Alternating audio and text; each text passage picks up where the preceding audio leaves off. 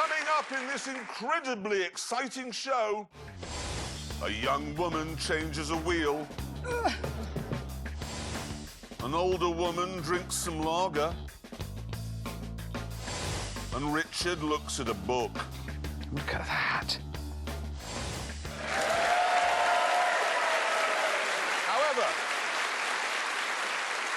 However, we begin with a film from James May, who's in his 80s. What?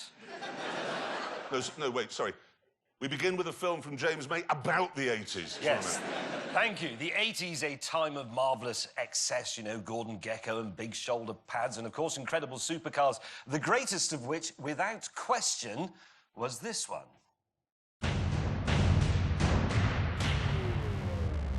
The Ferrari Testarossa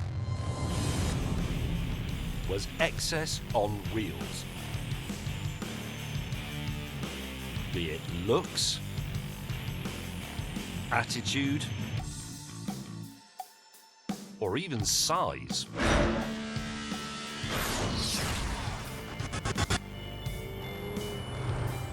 When this car came out, people were absolutely aghast at how wide this car was.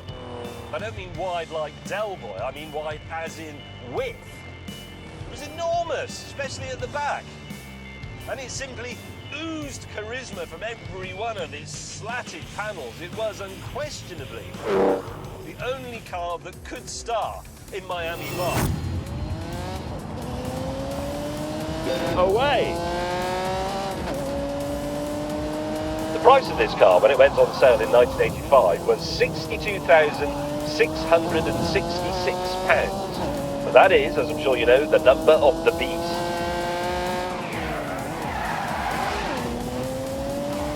And when you unleashed its 5-litre V12, it would do 180 miles an hour. That was an astonishing figure for the time.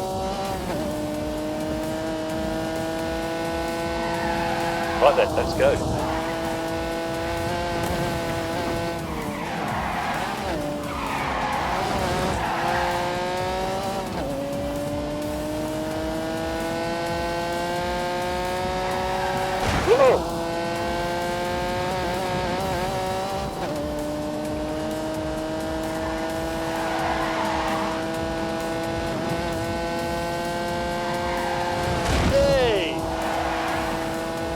Well, that's remarkable. Ouch! Here comes a really dangerous bend.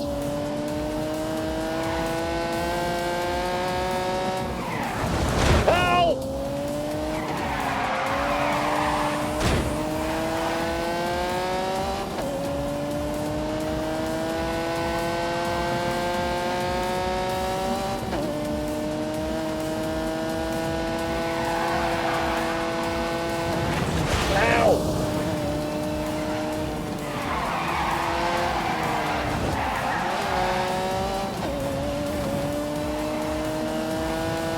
Danger.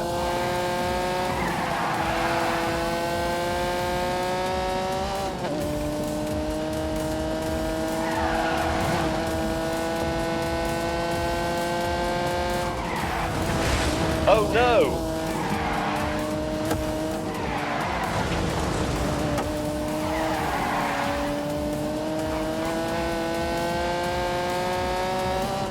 Forward. Rubbish.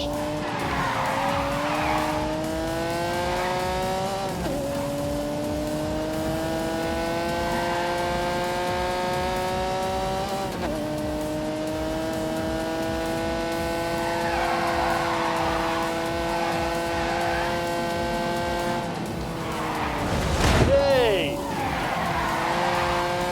Oh no!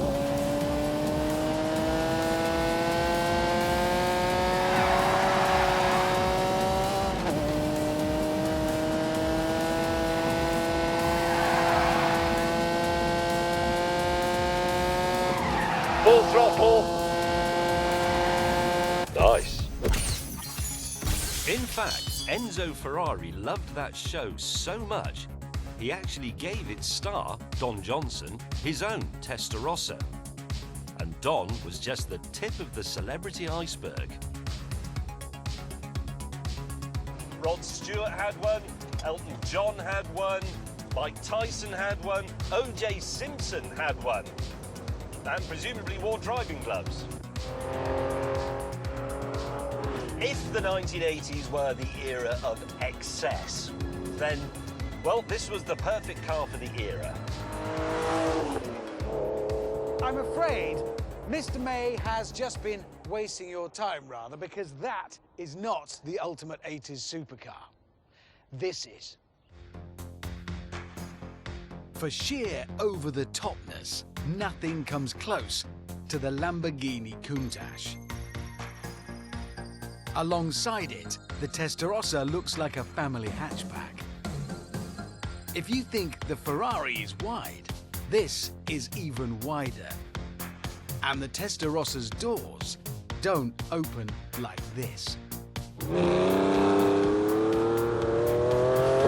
This version of the Countach, the LP5000, was launched in 1985 specifically to put the Testarossa back in its box. Its 48-valve, 5.2-litre V12 could take the Countach to 186 miles an hour, or to be precise, more than the Ferrari. Go! Thing is, supercars, to me, are all about being the ultimate. Doesn't matter what that is, but it has to be an ultimate. And this is the ultimate bedroom wall poster car. When I first saw one of these as a kid, it lit a flame in my heart. And when I saw one today, as a middle-aged man, that same flame roared into life.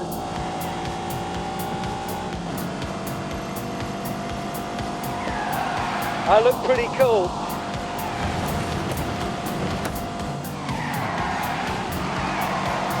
Oh yes! What?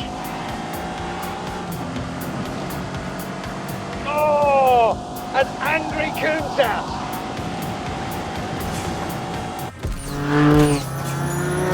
And this incredible machine came from a company that didn't have half the resources of Ferrari. Let me give you an example.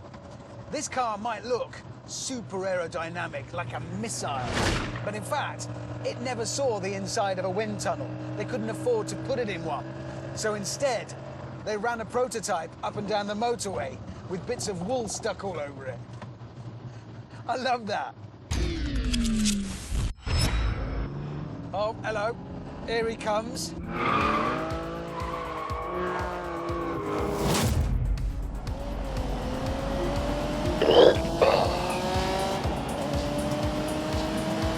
Begin!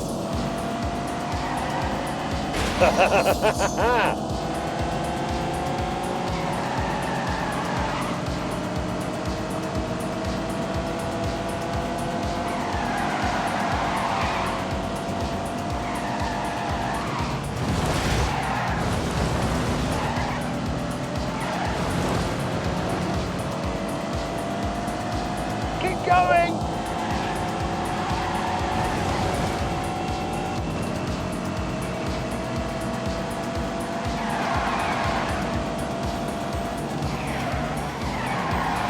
Oh my God! There you go.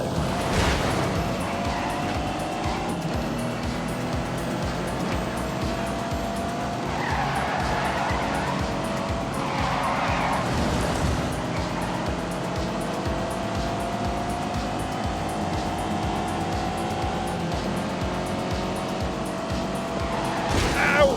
Good! Sorry, sir.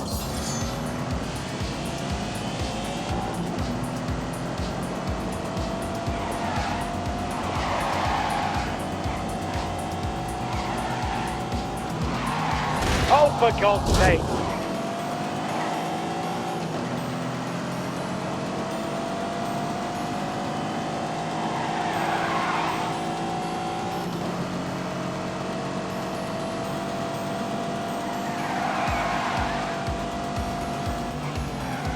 Come on, keep going.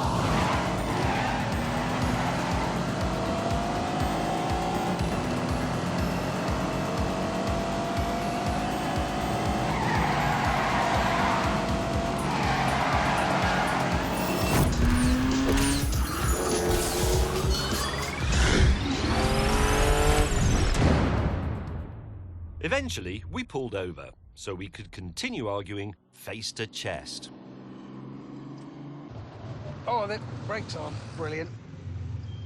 On the line. Right. Oh, that doesn't help much in there. You can't see behind you, can you? I just want to be really accurate, and you can help with that. That's in the way, and that's in the way. That's why the early ones had a periscope. Unable to agree on anything, we decided to take a more intellectual approach by having a drag race. Now, on paper, the Lamborghini is faster, definitely. But, as we've already observed, Lamborghini were a bit fast and loose with their performance figures back in the day. So now, finally, we can find out for real. That's genuinely alarming. 3, 2, 1. Oh, God. Begin! Go, go!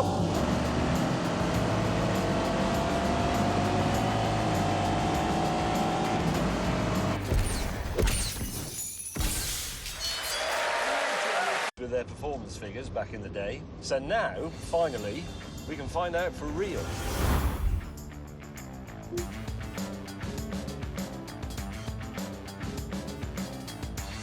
Three, 2, 1, go! Give me everything you've got. Completely useless.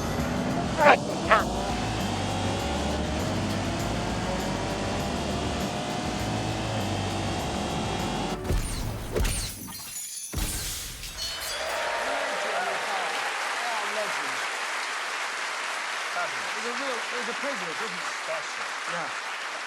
Couple of things I think you forgot to mention in that film. Hang on a minute. What? By attacking those cars, you are destroying the very foundations of everything we love and hold precious. And now it's time to destroy them a little bit more by seeing how slowly those cars go round the Ebola-drome.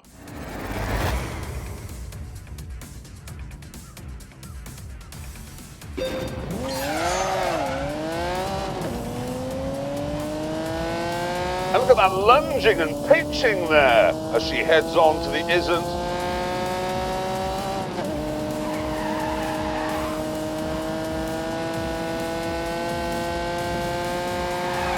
Bringing out that flat 12.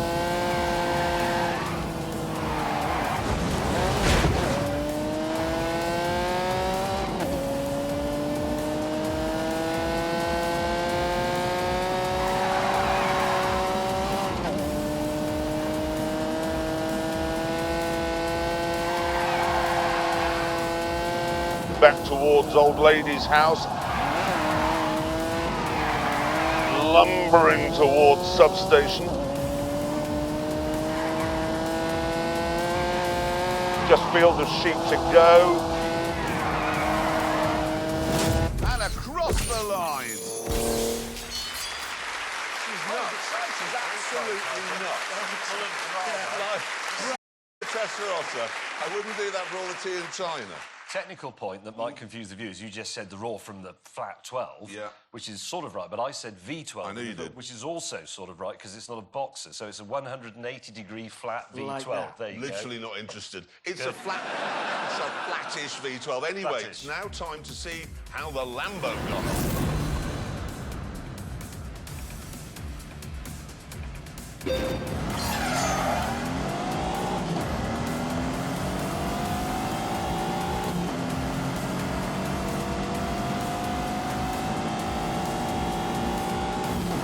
Easing off through the second curve on the straight.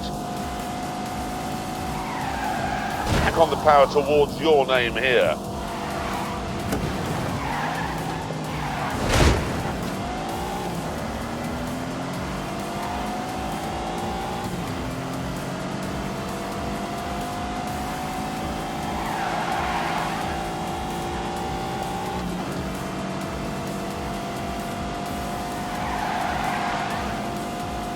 And now the joyless wrestle back towards Old Lady's house. And now in the damp dash towards substation.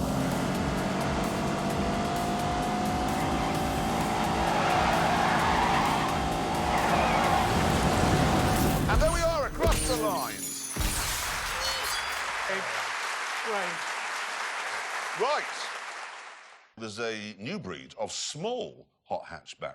And to find which one is best, we took the grand tour to that field just over there.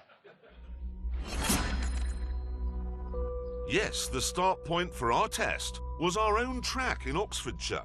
And this is what we'd assembled. I've brought the new Volkswagen Polo GTI, which has 197 horsepower. Richard Hammond has brought the new Ford Fiesta ST, which also has 197 horsepower. James May has brought the new Toyota Yaris, which has a ridiculous name, the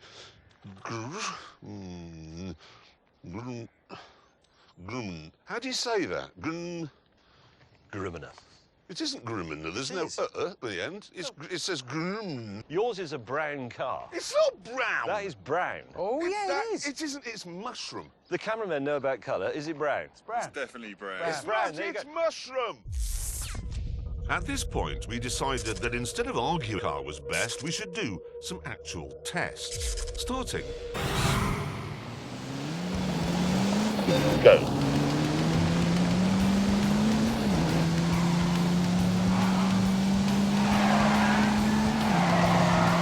How clever is that?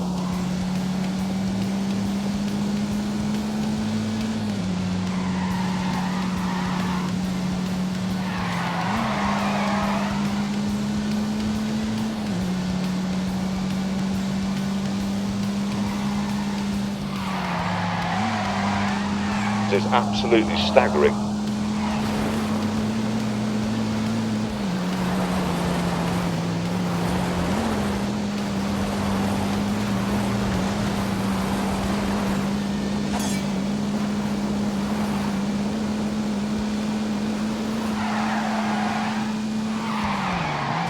That will do.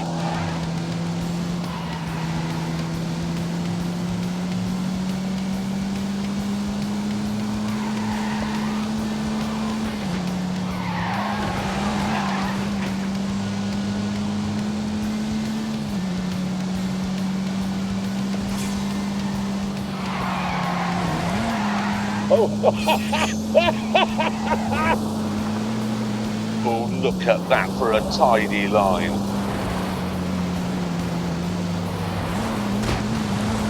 Oh, for God's sake.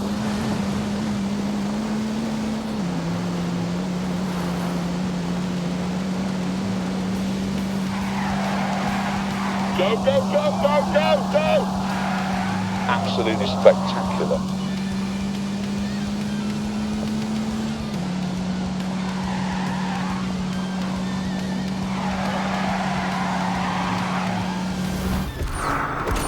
Several laps later, both of us were still the same distance apart.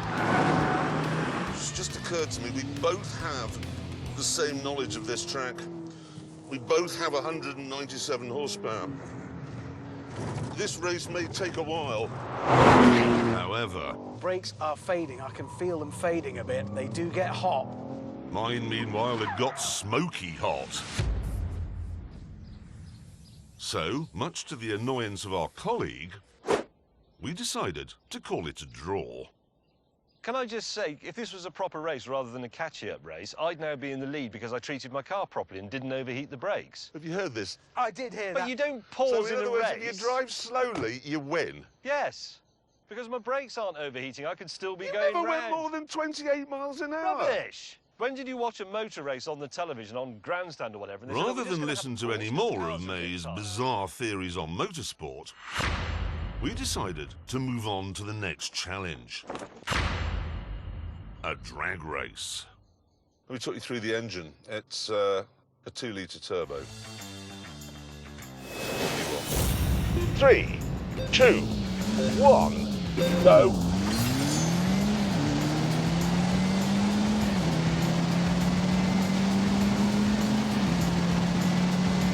Savage acceleration. Drive fast. Speed. Yes! Oh, what? A victory for the fat boy! That can only mean that VW have got their figures wrong. Again. This surprising result called for a bit of a debrief. The mushroom-coloured polo Round. The brown VW has won. Actually, I've got to be honest, I am quite surprised by its I'm slightly astonishing surprised. victory. It is really annoying and there's nothing you Because can it's do. heavy. Yes. Yeah, and it's only as powerful as this. The DSG gearbox makes a huge difference. Yeah, the double clutch. I mean, every time you two have to change gear, you lose 20 yards. Well, there's no way can you keep up with that with an Instant. old-fashioned box. No, No. it's one gear, then another. In this. yes. Oh, hang on. Text from Mr. Willman. You idiots. Nice. Kind. Stop banging on about double clutch gearboxes and lift off oversteer.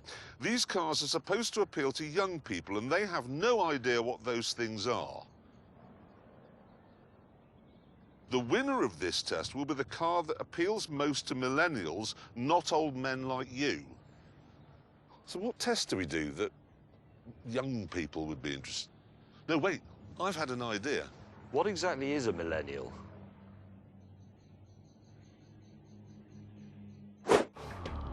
Once we'd explained this to James, we left the test track and began our new youth-friendly road test.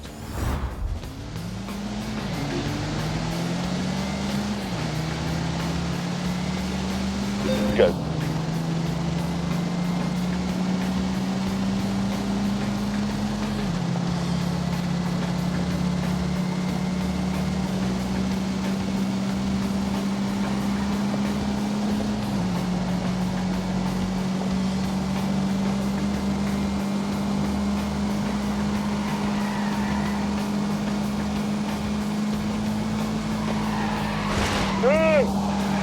It's not my best work. Oops. Hello. Hello, how are you? Hello, mate. Hello.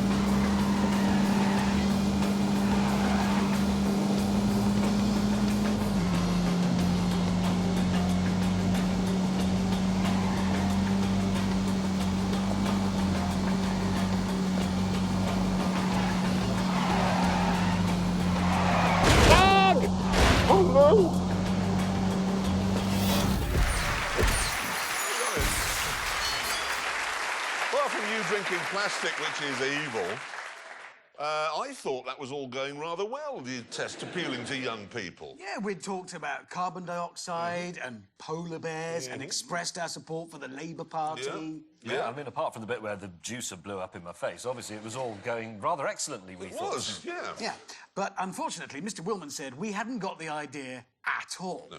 And that to really appeal to millennials, we had to somehow get our cars in the Mail Online. Now, this was a bit of a problem for James, who claims he's never read the Mail Online. I haven't. You're not really the Mail's target audience, James.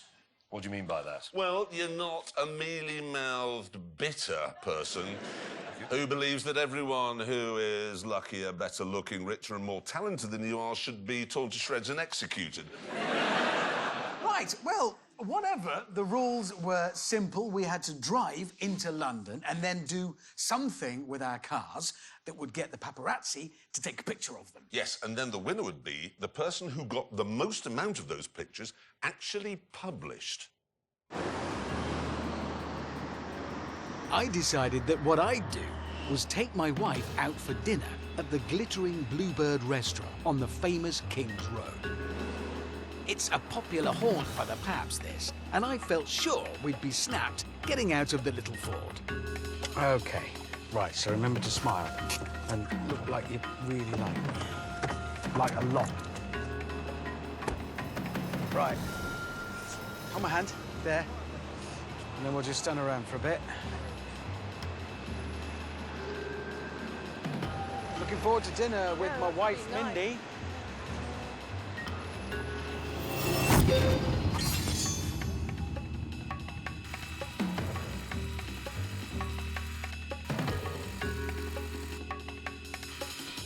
Jeremy, meanwhile, had decided that to get himself noticed, he'd have a puncture and then get a celebrity like Binky Felstead to help him mend it. You grab the spare wheel. Really?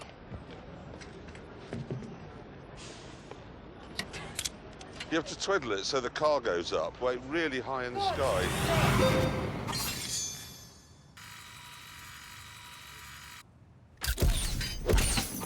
Come on, get back into this. Exhausted. James, meanwhile, was driving a car that's never been papped, through a part of London that's never been papped, with his dinner date, historian Mary Beard, who hasn't been papped either.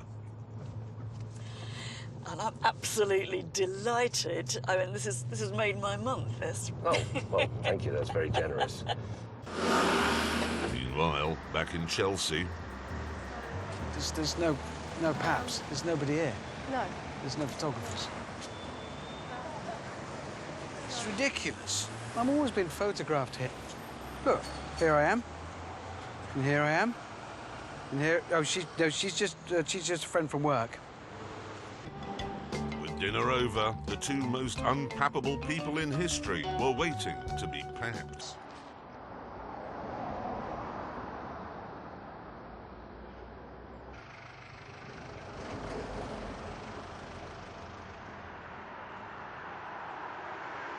I just had a thought.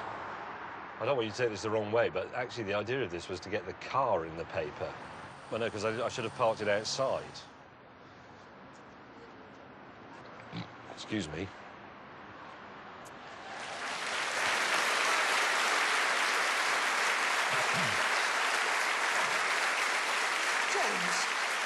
James, did you burp in front of Mary Beard? I did, I'm sorry, it just fell out. I apologise. And also, I know a lot of people will be thinking, oh, we engineered that. We really genuinely didn't. All you have to do to get papped when you're in our line of work is go into London, do something mildly out of the ordinary, and then they swarm. Well, Or get not round absolutely you. clattered and fall out of a club with no trousers on. Yeah, that's a good way of doing it. Or Anyway. catch pneumonia. Anyway, while... Yes. I've had that a few times. Anyway, listen, while we were waiting to see which one of our antics got into the Mail Online, Mr. Willman came up with another youth-friendly idea. Yep, he said each of us had to take a picture of our car and then see which of us got the most likes of their snap on Instagram. I had done just that. For my Instagram picture, I am not messing about. I've recruited a top photographer, and I'm very excited because he's brilliant. Look at that. His name is David Yarrow. He's one of the world's greatest wildlife photographers, and his plan was to recreate this shot using my car instead of the tiger. So I'm coming in. I think the most important thing is to have energy. It's got to be full, it's got to be dynamic. And that means I think we need water flying up between me and the car. I want to be as close, safety-wise, as you'll allow me to be. Yeah, got your number. Okay.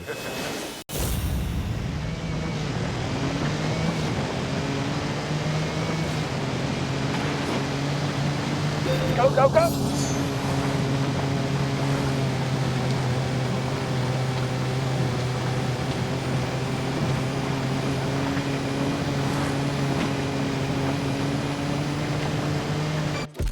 Eventually, my shot was in the can.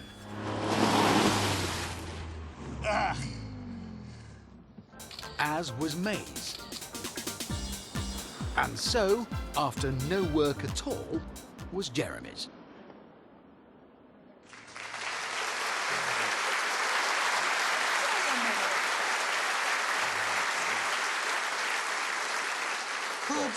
Could you have made any less effort with that challenge? No, you're right. I should have put a puppy in it, because Instagram loves a dog.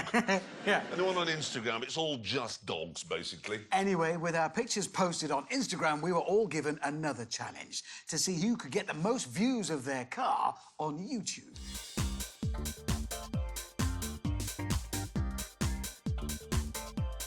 Now, if you go on YouTube, which I do quite a lot, you will notice that something that's very popular with so-called millennials is the unboxing video.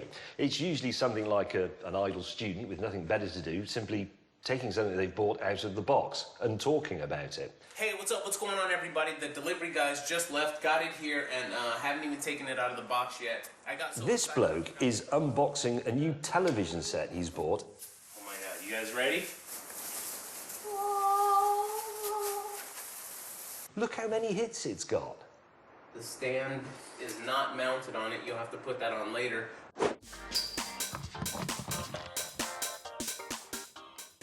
Hi guys, it's May. Welcome, brothers and sisters, to my latest unboxing video. And this is a big one. It's a car.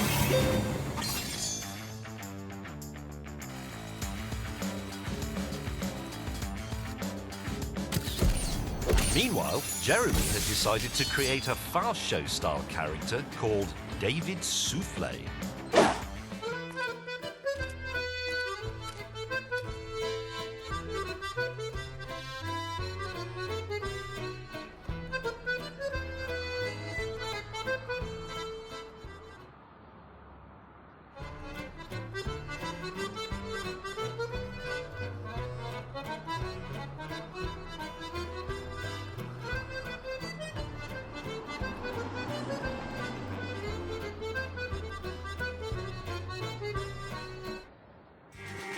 Back at the airfield, my next stunt was ready. Right, now down there is a man. I don't know his name, but it doesn't matter because in a moment I'm going to run him over. 3, 2, 1. I'm quite nervous. We're off. And here we go. Yes! Didn't kill a man.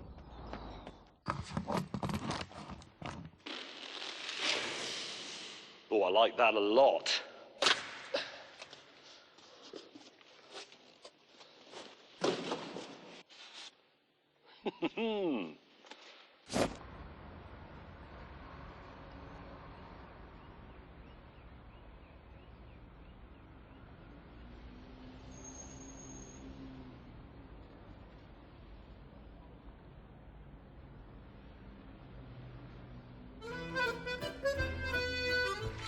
That was an impressive stunt. Pretty cool, yeah. That's cool for that.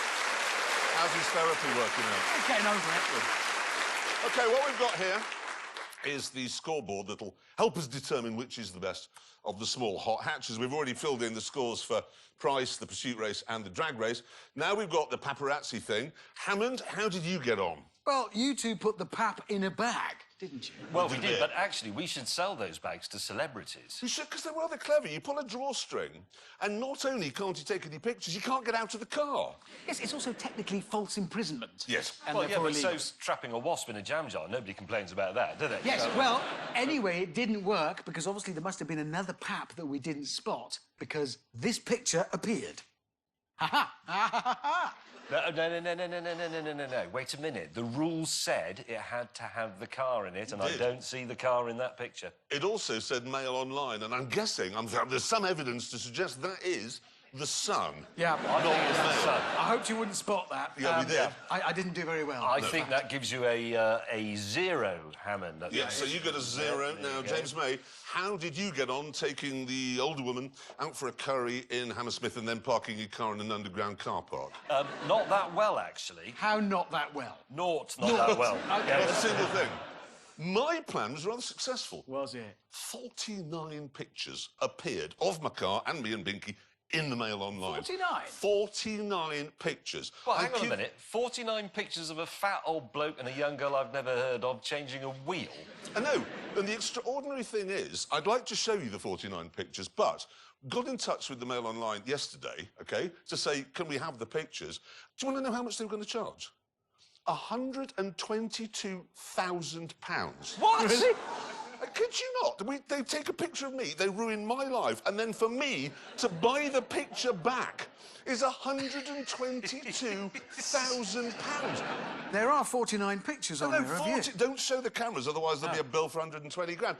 But the good thing is... Exactly, because of that, you score 49. Yep, Yes, I'm afraid I he does. do. There's no getting around Yes, that. I do. Which moves us on to 49. Instagram. OK. James May, how did you do with your picture on the bus? I scored 0. Naught. Yeah. Nobody get naught. Well, it's quite interesting. You see, I didn't have an Instagram account, so I set one up. No, but That's hang a surprise. on. No, but I set one up, and then as I was setting it up, I realised there was someone else on Instagram pretending to be me. So I filled in that reporting thing that pulls down, you know, and I sent it off, and all credit to Instagram, they reacted very quickly, by that afternoon, in fact, and they shut me down. You? Yeah, they didn't shut down the fake James May. They shut the real one down. They killed the wrong James May. Yeah. OK, well, that's quite interesting. What's interesting me, though, is that there's a man somewhere out in the world, or woman, who's thought, I could pretend to be anyone I like. I shall pretend to be James May. I know. It's not very ambitious, is it? But is George remarkable. Clooney. I know, but anyway, the net result of that, as they say in the army, is that I have naught. Naught. You're Yes. doing very well I've here, got aren't one, you? yeah. This is So, Hammond, how did you get on? Well, my picture was brilliant. Look at it. It's out. Look at that. No, that is, good. apart Yeah. from the slogan with the sexual that intercourse was- enthusiast, yeah, it was awkward, yeah. that is an amazing photograph, granted. So, how many people have viewed it and liked it on Instagram? 9. Well, they block you as well. 9. No. You see, I don't really do Instagram, Yeah. so I don't have many followers, so only 9 people have seen it. Oh, dear, because I got 54,000. Oh, for God's sake! Yes, but you do Instagram. Yes, I do. So you got lots Yes, of I followers. did. So put 54,000. Hang on a minute, let's look at this in a more positive light, Hammond. He has got 1.6 million Instagram followers. Yes. So 1.46 million people actively didn't like his picture. That's a good way of looking at it. That's a lose, It wasn't really. my best work, I admit. It was a hurried shot. What was it? 54,000. That does change the scoreline a bit. Changed the doesn't it? scoreline a lot, because I'm now on 54,053. Right, And okay. you're on 1. Yeah, I'm on one. Anyway, I also... It gets worse, I'm afraid, for you two, because YouTube. Go on. I didn't add them all up, but my first David Souffle video on YouTube, 266,000 views. God. More than 250,000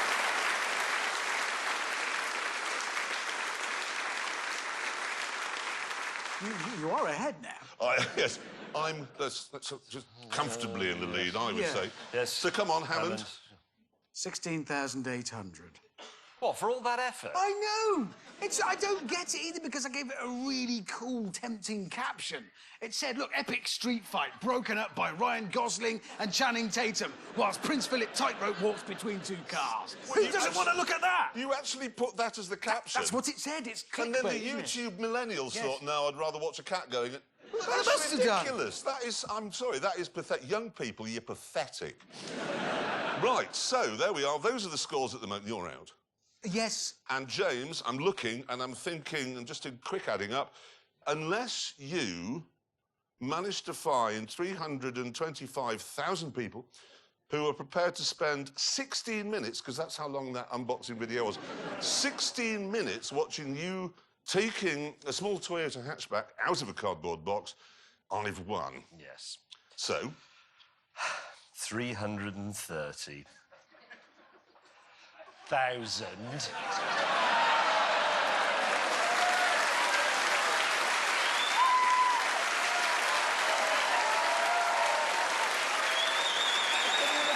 Out of a box. Oh, he's doing the dance. You see this dance? How does he always manage to win? Well, I think on this occasion it was partly because you tried to appeal to millennials by creating a fast show type character when nobody under 40 has ever heard of the fast show. No, that's exactly right. You might as well have done the comedy adventures of Neville Chamberlain in 1939. That would have been better. So, because there are more people who'd rather watch an old man take a small car out of a box than watch him endangering an office junior or me wearing a moustache, we have to deduce that the best of these small hot hatchbacks is comfortably the worst. Yeah, that is our conclusion. Yeah, and on that terrible disappointment, it's time to end. Thank you so much for watching. See you next time. Goodbye.